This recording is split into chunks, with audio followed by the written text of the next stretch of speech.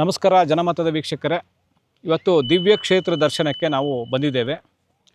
ನಾವೆಲ್ಲಿ ಬಂದಿದ್ದೇವೆ ಅಂತಂದರೆ ಮೌಂಟ್ ಕೈಲಾಶ್ಗೆ ಹೋಗ್ಬಿಟ್ಟಿದ್ದೀವ ಅಂತ ಅನ್ನಿಸ್ತಾ ಇದೆ. ಯಾಕೆ ನನ್ನ ಹಿಂದೆ ಆ ಒಂದು ಶಿವನ ಸ್ವರೂಪವಾಗಿರ್ತಕ್ಕಂಥ ಒಂದು ಶಿವಲಿಂಗದ ರೂಪ ಇರ್ತಕ್ಕಂಥ ಪರ್ವತವನ್ನು ಕಾಣ್ತಾ ಇದ್ದೇವೆ. ಇದು ಎಲ್ಲೂ ಇಲ್ಲ, ಕರ್ನಾಟಕದ ಬೆಂಗಳೂರಿನಿಂದ ಕೇವಲ 72 ಕಿಲೋಮೀಟರ್ ದೂರ ಇರ್ತಕ್ಕಂಥ ಚಿಂತಾಮಣಿಯಲ್ಲಿ ಇರ್ತಕ್ಕಂಥ ಒಂದು ದಕ್ಷಿಣ ಕೈಲಾಸಗಿರಿ ಅಂತ ಪ್ರಸಿದ್ಧವಾಗಿರ್ತಕ್ಕಂಥ ಮಾನವ ನಿರ್ಮಿತ ಗುಹಾಂತರ ದೇವಾಲಯ. ಮಾನವ ನಿರ್ಮಿತ ಗುಹಾಂತರ ದೇವಾಲಯ ಯಾಕೆ ಹೇಳ್ತಾ ಇದ್ದೀನಿ ಅಂತ, ನಾವು ಅಜಂತ ಎಲ್ಲೋರಗಳನ್ನೆಲ್ಲ ನೋಡಿದ್ದೇವೆ. ಅಷ್ಟು ದೂರ ಹೋಗೋ ಅವಶ್ಯಕತೆ ಇಲ್ಲ. ಬೆಂಗಳೂರಿನ ಸಮೀಪ ಇರತಕ್ಕಂಥ ಈ ಒಂದು ಚಿಂತಾಮಣಿಯ ದಕ್ಷಿಣ ಕೈಲಾಸಗಿರಿಗೆ ಬಂದರೆ ಸುಮಾರು 20,000 ಸ್ಕ್ವೇರ್ ಫೀಟ್ನ ಅಡಿಯಲ್ಲಿ ಮಾನವ ನಿರ್ಮಿತ ಗುಹಾಂತರ ದೇವಾಲಯ ನಿರ್ಮಾಣ ಆಗಿದೆ.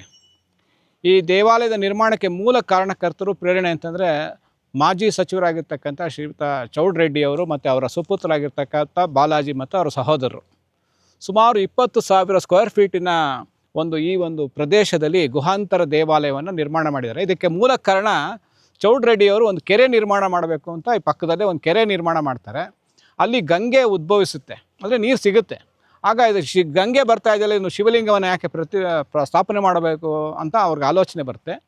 ಆಗ ಕಂಚಿ ಕಾಮಕೋಟಿ ಸ್ವಾಮೀಜಿಯ ಅನುಗ್ರಹವನ್ನು ಪಡೆದು ಅಲ್ಲಿಯ ಪ್ರಸಿದ್ಧ ಸ್ಥಪತಿಗಳಾಗಿರ್ತಕ್ಕಂಥ ಗಣಪತಿ ಅಂತಕ್ಕಂಥವ್ರ ಸ್ಥಪತಿಯ ಒಂದು ರೂಪರೇಷೆಯ ಮೂಲಕ ಇಲ್ಲಿ 1992ರಲ್ಲಿ ಈ ಕಾರ್ಯ ಪ್ರಾರಂಭ ಆಗುತ್ತೆ.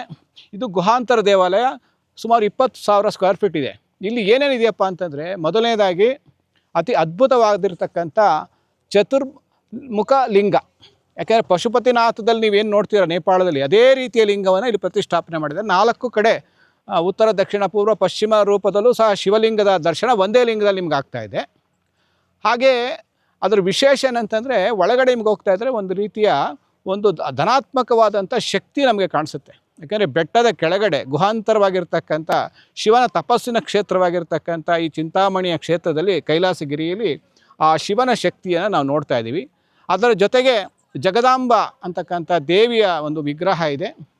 ಹಾಗೆ ವಲ್ಲಭ ವಿನಾಯಕ ಅಂತಕ್ಕಂಥ ಗಣಪತಿ, ಹಾಗೆ ಗಿರಿಜಾ ಕಲ್ಯಾಣ ಮಾಡ್ತಕ್ಕಂಥ ಒಂದು ಮಂಟಪದ ರೀತಿಯಲ್ಲಿ ಒಂದು ಕೆತ್ತನೆ ಒಂದು ಪ್ರದೇಶವನ್ನು ಮಾಡಿದ್ದಾರೆ ಒಳಗಡೆ.